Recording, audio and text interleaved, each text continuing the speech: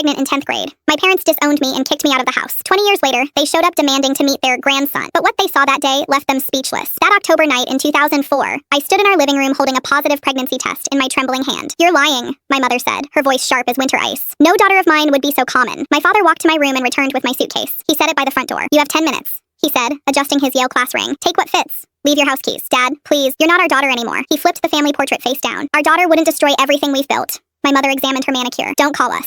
Don't come back. We'll tell everyone you're studying abroad." Owen, the boy who'd promised me forever, had already been accepted to Stanford. His parents had lawyers. He blocked my number the day I told him. 10 minutes to pack up 17 years. I grabbed clothes, my grandmother's necklace, and the $227 from my jewelry box. I slept in Riverside Park for 3 nights. Then Elena Rossi found me, a widow in her 70s walking her poodle at dawn. "Child, you're going to freeze to death out here." She sat on that cold bench and held me like I mattered. "I lost my daughter 5 years ago. Car accident. She was pregnant too. She drove me to her house. This room is yours now. No questions, no conditions." Elena didn't just give me shelter. She gave me a future. While my parents told their country club friends I was studying in Switzerland, I was learning to breathe again. My son Sigert arrived during a February blizzard. Elena held my hand through 18 hours of labor. "He's brilliant," she declared. "I can see it in his eyes." She wasn't wrong. Sigert walked at 9 months, read at 3. Elena owned 3 restaurants and taught me everything. Inventory, scheduling, profit margins. You're learning to run an empire. At 16, Harvard Medical School accepted Sigert early admission. At 20, he became the youngest chief of cardiac surgery in state history. That's when the Springfield Gazette ran the headline with his photo, using my maiden name, Dr. Sigert Harrison. Within hours, my mother's voice after 2 decades. "Olivia, we need to discuss our grandson. Not your son, our grandson." Like property they'd suddenly remembered. They started sending expensive gifts to the hospital. A Rolex,